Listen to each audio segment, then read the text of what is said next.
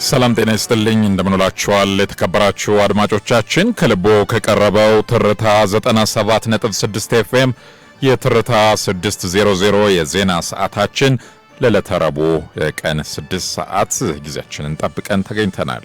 አብራችሁን ስለምትቆዩ እናመሰግናለን። ከሀገር ውስጥና ከውጭ ተሰሙ ዋና ቤት ዜናዎች፣ የቢዝነስ ጉዳዮች እንዲሁም ደግሞ የዝርዝር ዘገባ አካተን ቆይታ የምናደርግ ይሆናል። ንጉሱ በሪሁን የትርታ 600 የዜና ሰዓትን በመምራት እንዲሁም ደግሞ ሲኒየር ቴክኒሻናችን አለኝ ቢታው ቴክኒኩን በመቆጣጠር የጋራ ቆይታ እናደርጋለን። ወደ ቀዳሚው የሀገር ውስጥ ጉዳይ እናልፋለን።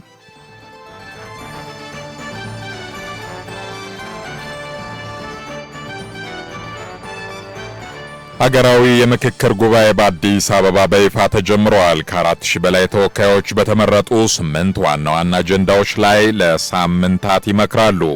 ለሀገር ዘላቂ ሰላምና መግባባት ከፍተኛ ተስፋ የተጣለበት ሀገራዊ የምክክር ጉባኤ ዛሬ ሐምሌ 8 ቀን 2018 በአዲስ አበባ አዲስ ኮንቬንሽን ማዕከል በይፋ ተጀምሯል። ከተለያዩ የህብረተሰብ ክፍሎች የተወከሉ ከ4000 በላይ ጉባኤተኞች በተገኙበት በዚህ ታሪካዊ መድረክ ላይ ተወካዮቹ በሀገራዊ ምክክር ኮሚሽኑ በተለዩ 8 ዋና አጀንዳዎች ላይ ለሳምንታት ሰፊ ውይይት ያደርጋሉ።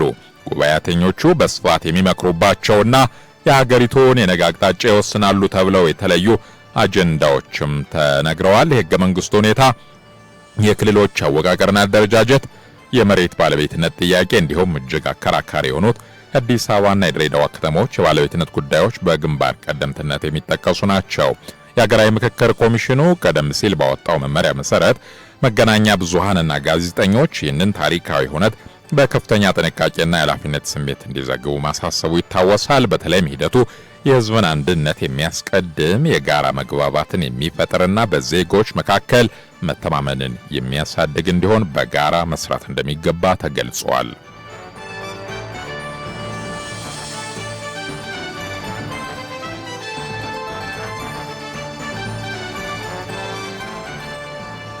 ሀገራዊ ጉባኤው በሚካሄድባቸው ቀናት የትራፊክ መጨናነቅን ለመቀነስ አሽከርካሪዎች አማራጭ መንገድ እንዲጠቀሙ ተነግሯል። ዛሬ ሐምሌ 8 ቀን 2018 በጀመረው ሀገራዊ ምክክር ጉባኤ ላይ ለመሳተፍ ከመላው የሀገሪቱ ክፍሎች የተውጣጡ በርካታ ተሳታፊዎች በአዲስ አበባ ከተማ እንደሚገኙ ያወሳው የአዲስ አበባ ትራፊክ ማኔጅመንት ባለስልጣን የትራፊክ ፍሰትን በተመለከተ የቅድመ ማሳሰቢያ መልእክቱን አስተላልፏል።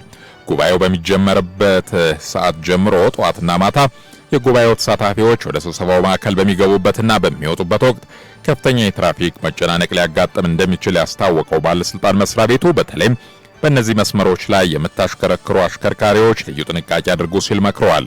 በዚህ መሰረት ከሲኤምሲ መስመር በተባበሩት አደባባይ በኩል ወደ አዲስ አበባ ዓለም አቀፍ ኮንቬንሽን ሴንተር የሚወስደው መንገድ፣ ከሲቪል ሰርቪስ ዩኒቨርሲቲ በሳሊተ ምህረት በኩል ወደ ኮንቬንሽን ሴንተሩ የሚወስደው መስመር እንዲሁም ከኢትዮ ቻይና መስመር በሳሊተ ምህረት አድርጎ እስከ አዲስ አበባ ዓለም አቀፍ ኮንቬንሽን ሴንተር ያለው መንገድ የሚተላለፉ ተሽከርካሪዎች ጉባኤው ተጀምሮ እስኪጠናቀቅ ጊዜ ድረስ በእነዚህ መስመሮች ላይ የሚገጥመውን መጨናነቅ ለማስቀረትና ጊዜያችሁን ለመቆጠብ አስቀድማችሁ አማራጭ መንገዶችን እንድትጠቀሙ ሲል የትራፊክ ማኔጅመንት ባለስልጣን በጥብቅ አሳስቧል።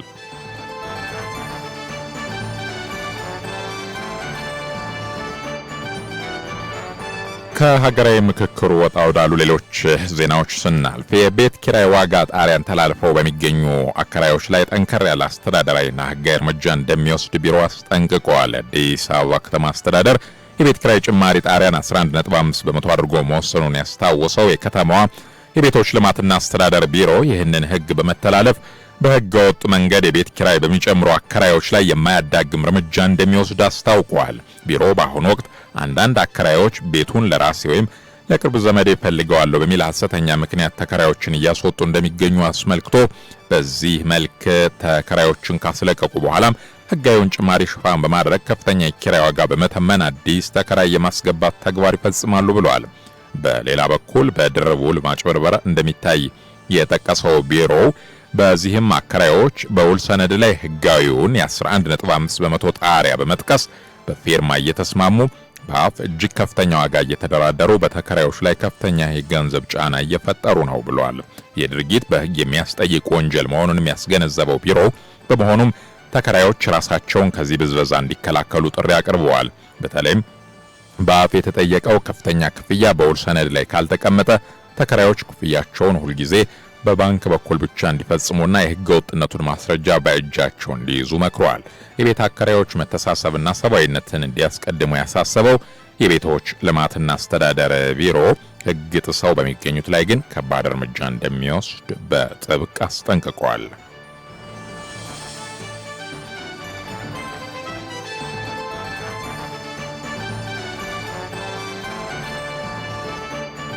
ትርታ 600 የዜና ሰዓትን ነው በመከታተል ላይ የምትገኙት። አብራችሁን ስለሆናችሁ እያደመጣችሁን ስለሆነ ከልብ እናመሰግናለን። አሁን ደግሞ ሰዓቱ የዝርዝር ዘገባ ወደ እናንተ የምናደርስበት ነው። የዛሬው የዝርዝር ዘገባ ደግሞ የፓርላማ ስርዓትና አጠቃላይ ሁኔታዎችን የተመለከተ ነው። ባልደረባችን በፍቅር ግዛቸው እንደሚከተለው አሰናድተዋለች። የህዝብ ተወካዮች ምክር ቤት በኢትዮጵያ የመንግስት አስተዳደር ታሪክ ውስጥ ረጅም ዓመታትን አስቆጥሯል። በየጊዜው በሚለዋወጥ የፖለቲካ ሐሳብ መሰረትም በርከት ያሉ ስራዎችን ሲሰራ ቆይቷል። ከሳምንታት በፊት ጠቅላላ ምርጫ ያደረገችው ኢትዮጵያም ለ5 ዓመታት ስራ ላይ የነበረውን ምክር ቤት በነባርና አዲስ በሚቀላቀሉ አባላት ታቋቁማለች። ያለፉት 5 ዓመታት በቁጥር ጥቂት የማይባሉ ፖሊሲዎች የጸደቁበትና ወደ ስራ የገቡበት ጊዜ እንደነበር ባለሙያዎቹ ገልጸዋል። ከዚህም ባሻገር ከዚህ ቀደም የታዩ ያሏቸውንና አዲስ ለሚመሰረተው ተወካዮች ምክር ቤት መሻገር የሌለባቸው ያሏቸው ነጥቦችንም አንስተዋል። በቀጣይ እንደ ምክር ቤት አንዱ ትልቁ መስተካከል ወይም የገጠመን እንደ ቻሌንጅ እና ጠንከር ብሎ መሰራት አለበት ብዬ ማስበው እንደ ሀገርም ሰላምና ደህንነት የማረጋገጡ ጉዳይ ነው።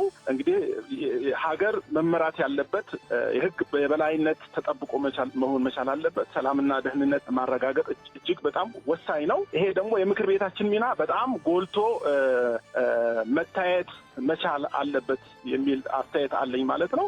ስለዚህ በቀጣይ በዚህ ጉዳይ ላይ ሀገር መቀጠል ስላለበት የህግ የበላይነት መስፈን ስላለበት የትኛውም አካል ወደ ስልጣን ለመምጣት ቢፈልግ በምርጫና በምርጫ መሆን ስላለበት ምክር ቤቱ እዚህ ላይ ጠንከር ብሎ መስራት መቻል አለበት። በእርግጥ የምክር ቤቱ ብቻ ሚና አይደለም ይህን ጉዳይ ለመፍታት የብዙ ተቋማት ቅንጅት የሚፈልግ ስራ ነው። ግን ምክር ቤታችን ልዩ ትኩረት አድርጎ መስራት መቻል አለበት የሚለው ነገር ነው።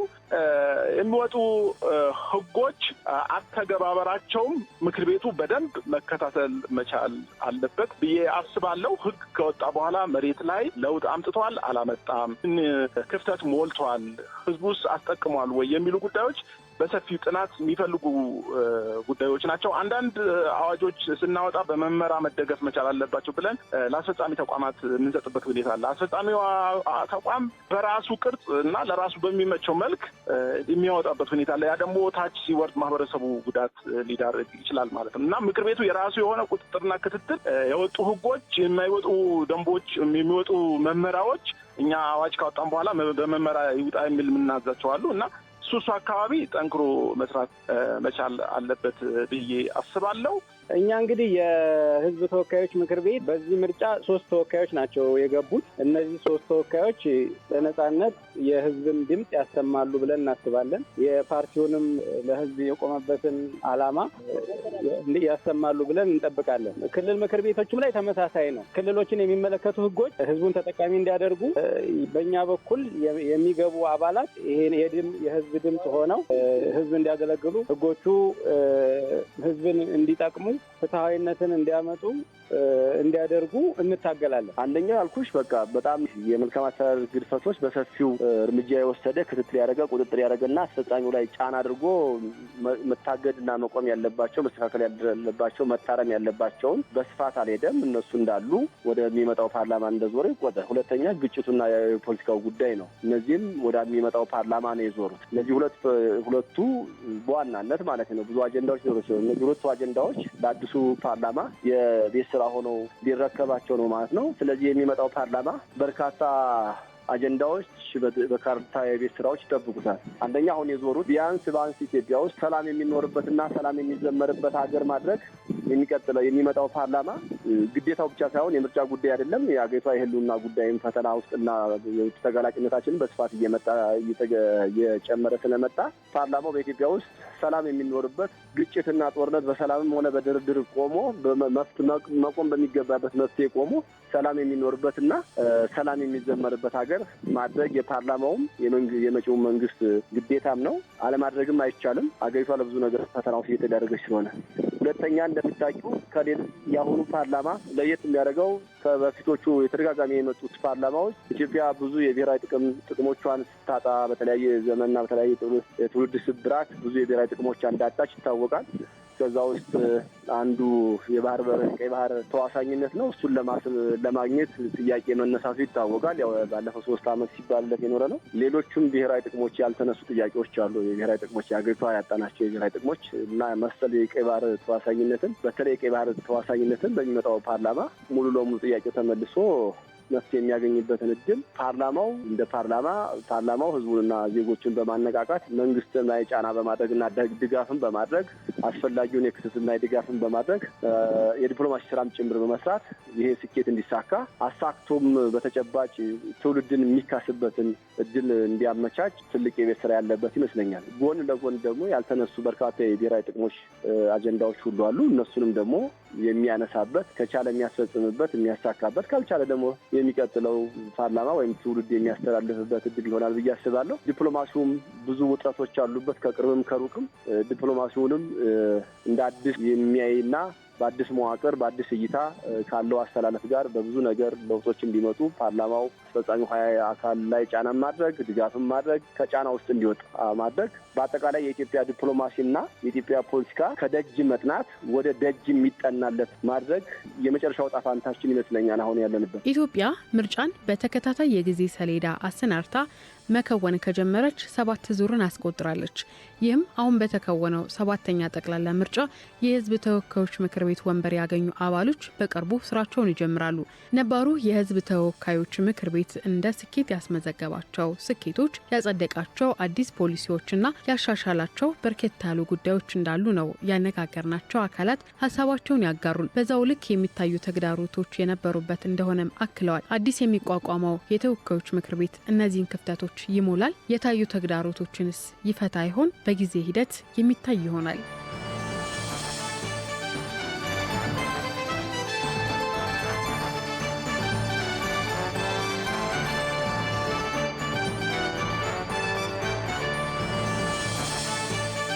ከልቦ በቀረበው ትርታ 97.6 ኤፍኤም የትርታ 600 ዜና ሰዓትን ነው በመከታተል ላይ የምትገኙት። ከውጭ ምንጮች ወዳገኘናቸው ዘገባዎች እናልፋለን። የሴራሊዮን መንግስት በቀድሞው የሀገሪቱ ፕሬዝዳንት ኤርነስት ባይ ኮሮማ ላይ መስርቶት የነበረውን የሀገር ክህደት ክስ ሙሉ በሙሉ ማቋረጡን አስታወቀም። የሀገሪቱ ጠቅላይ አቃቢ ሕግ ክሱን ለማቋረጥ ይፋዊ ማመልከቻ ማስገባቱን አስታውቋል። የቀድሞው ፕሬዝዳንት እንደ አውሮፓውያን አቆጣጠር በህዳር 2023 በሀገሪቱ ከተካሄደውና የመፈንቅለ መንግስት ሙከራ ከተባለው ጀርባ እጃቸው አለበት በሚል በጥር 2024 የሀገር ክህደት ክስ ተመስርቶባቸው ነበር። ከክሱ በኋላ በሕክምና ምክንያት ወደ ናይጄሪያ ተጉዞ የነበሩት የ72 ዓመቱ ኮሮማ ክሱ በመቋረጡ አሁን ላይ የሕክምና ረፍታቸውን ጨርሰውም ሆነ በፈለጉት ጊዜ ወደ ሀገራቸው ለመመለስ ሙሉ ነጻነት ማግኘታቸው ተገልጿል። መንግስት ክሱን ያቋረጠበትን ምክንያት በይፋ ባይገልጽም ውሳኔው በሀገሪቱ ውስጥ ያለውን የፖለቲካ ውጥረት ለማርገብና ብሔራዊ አንድነትን ለመፍጠር ትልቅ እርምጃ እንደሆነ ተገልጿል።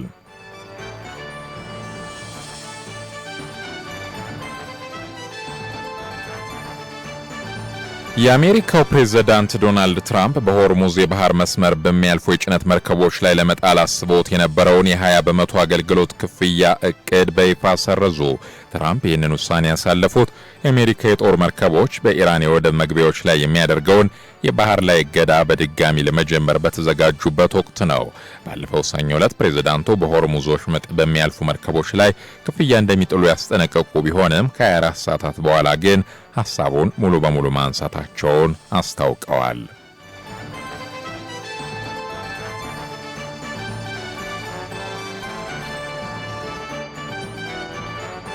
ትርታ 600 እንደቀጠለ ነው። በተከታይነት ወደ ቢዝነስ ዘገባዎች እናልፋለን።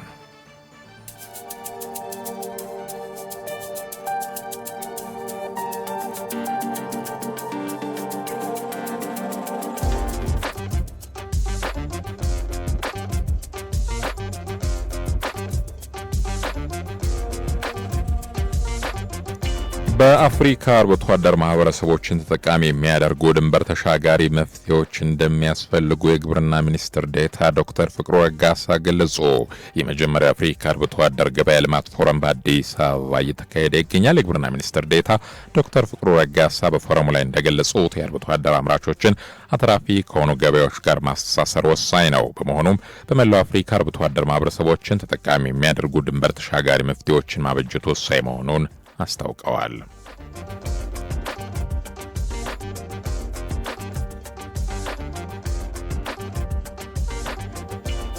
በጣሊያን ቦሎኛ በሚቀጥለው ህዳር ወር የሚካሄደው ዓለም አቀፍ የግብርና ማሽነሪዎች ኤግዚቢሽን ለኢትዮጵያ ግብርና ዘርፍ የቴክኖሎጂና የገበያ ትስስርን እንደሚፈጥር የንግድና የዘርፍ ማህበራት ምክር ቤት አስታወቀም። የኢትዮጵያ የንግድና የዘርፍ ማህበራት ምክር ቤት ዋና ጸሐፊ አቶ ገሜሳ አለሙ እንደገለጹት በአገሪቱ የኢኮኖሚ ማሻሻያ ዋነኛ ምሰሶ በሆነው የግብርና ዘርፍ ላይ ኢንቨስት ማድረግ ለምግብ ዋስትና እጅግ አስፈላጊ ነው። በዚህ የንግድ ትርኢት ላይ ከ50 በላይ የኢትዮጵያ የግብርና ምርት ማቀነባበሪያ ዘርፍ ድርጅቶችና ባለሀብቶች እንደሚሳተፉ ተገልጿል። ዘንድሮ ለ47ኛ ጊዜ በሚካሄደው ኤግዚቢሽን ላይ የኢትዮጵያ ነጋዴዎችና አምራቾች የግብርና ቴክኖሎጂዎችን ከማስተዋወቅ ባለፈ ከዓለም አቀፍ አጋሮች ጋር የንግድ ሥራ ላይ ለመወያየት ሰፊ ዕድል እንደሚያገኙም በዘገባው ተመላክቷል።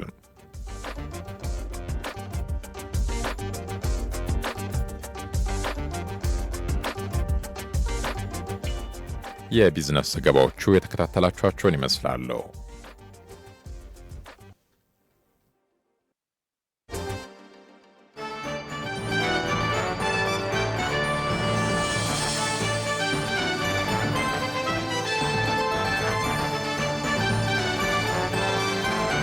ከልቦ በቀረበው ትርታ 97.6 ኤፍኤም የሮብ ቀን 6 ሰዓት ትርታ 600 የዜናና የመረጃ ሰዓታችን ያደመጣችሁትን ይመስላል። እየተከታተላችሁ አብራችሁን ቆይታ ስላደረጋችሁ ከልብ አመሰገን።